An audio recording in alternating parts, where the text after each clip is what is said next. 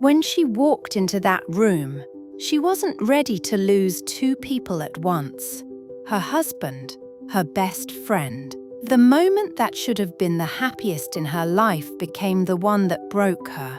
Hi, I'm a clinical psychologist.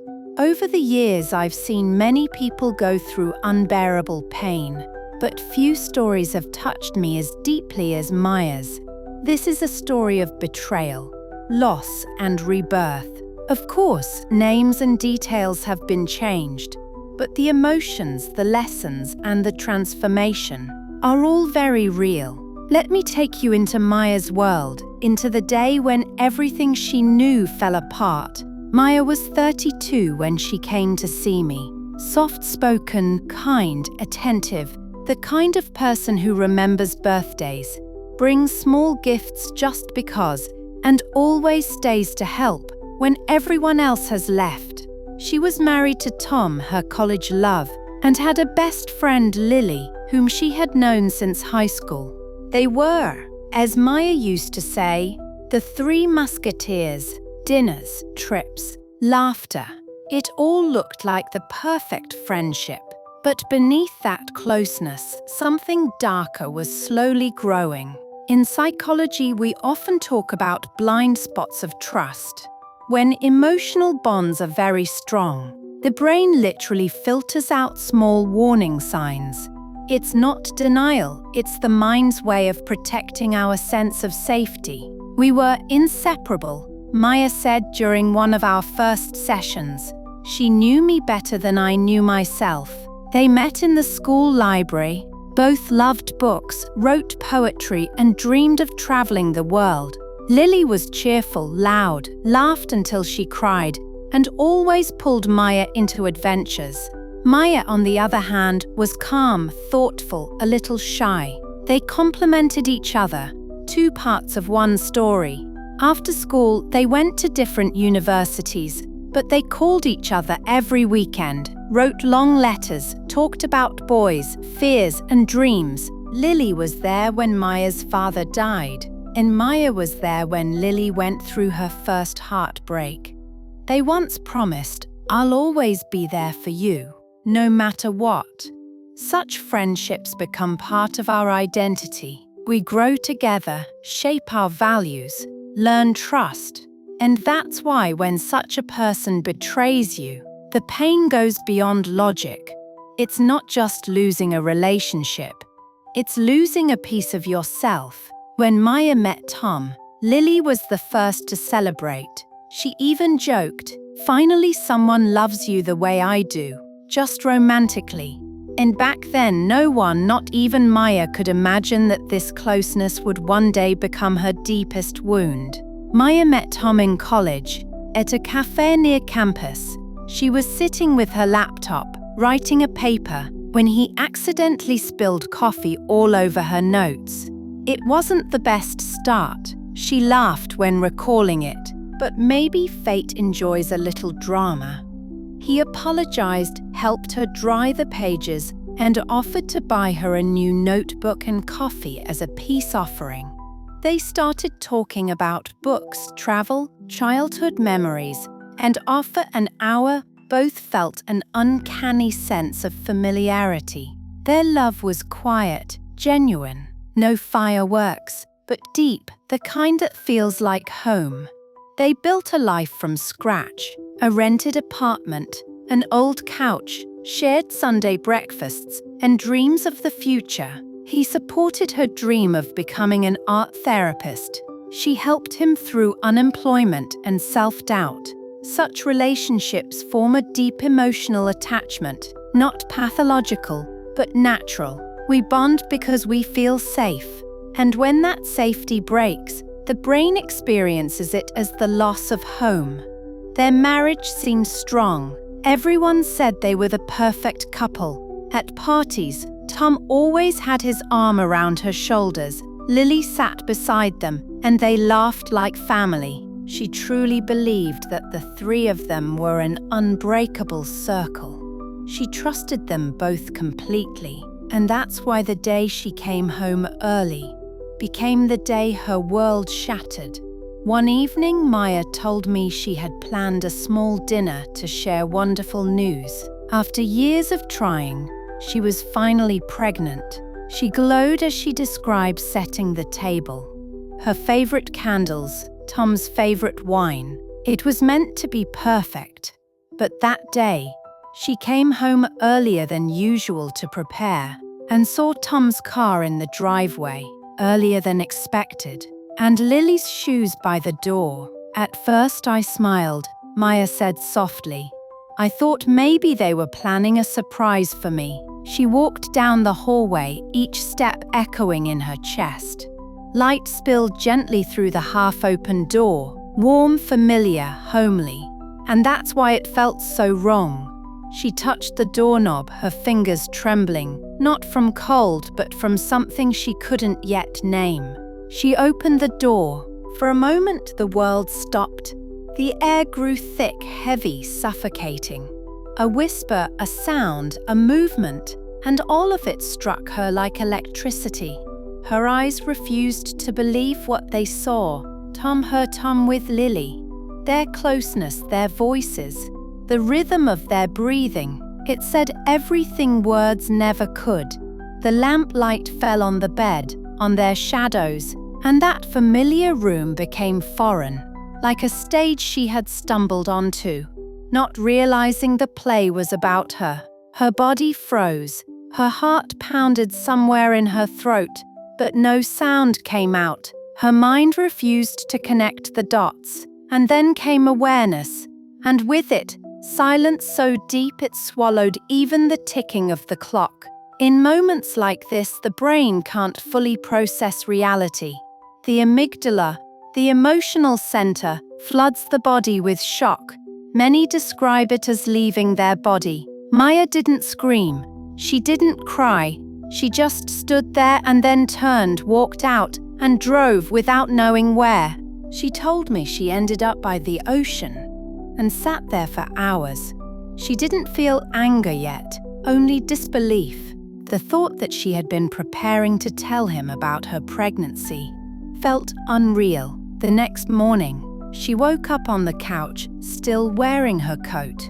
Dozens of missed calls from Tom, from Lily, even her mother. But she couldn't answer, because she no longer knew who she was. When Maya came to therapy, she was 6 weeks pregnant, alone, numb, consumed by guilt. Maybe I wasn't enough, she said. Maybe I missed something. Maybe I pushed him away. I've heard these words many times, and every time I remind people, betrayal says nothing about your worth, only about the other person's ability to be honest.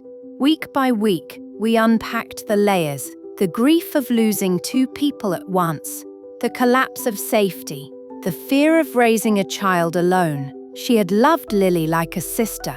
So this betrayal wasn't just romantic, it was existential. Who could she trust now? Friendship betrayal can hurt even more than romantic loss. Because friendship feels unconditional, a place where we are known.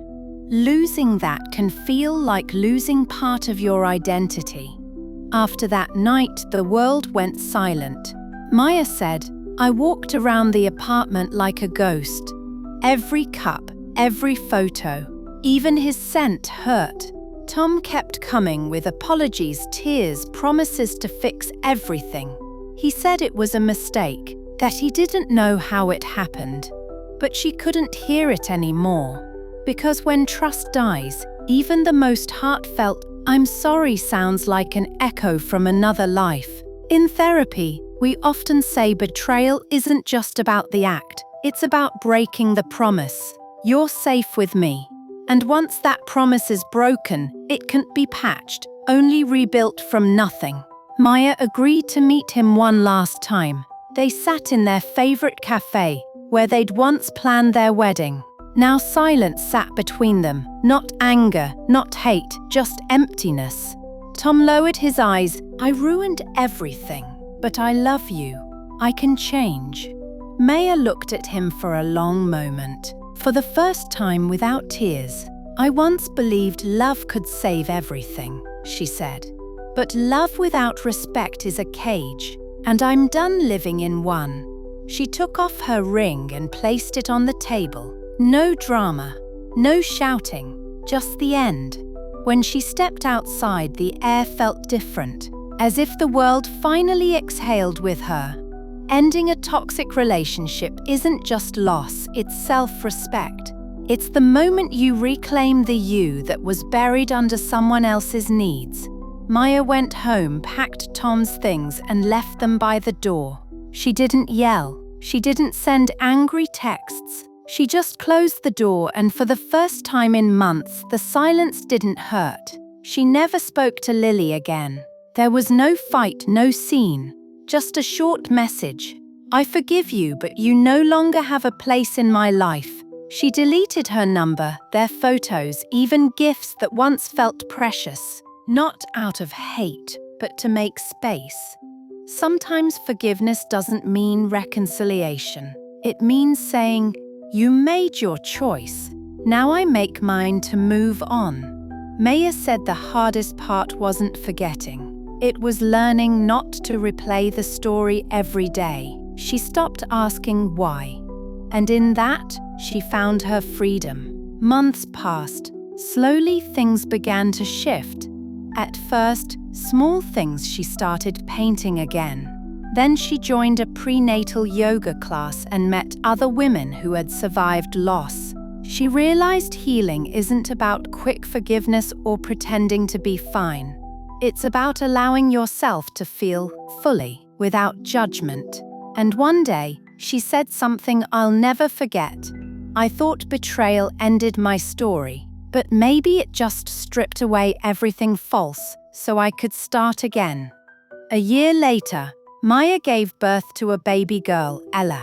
She brought her to our last session before maternity leave.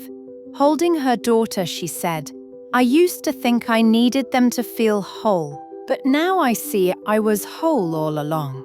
After months of grief, Maya began to feel life returning to her. She woke up each morning with little sparks of joy. The sunlight streaming through the window, the birds singing outside, the quiet rhythm of her own breathing. She picked up painting again, letting colors flow onto canvases she had long abandoned. Each brushstroke reminded her that creativity could be born from pain. She joined a prenatal yoga class among women who had experienced loss and were learning to trust life again. The community wrapped around her like a warm blanket, and for the first time in many months, she felt seen and safe. Maya started walking along the beach near her home, gently holding her belly.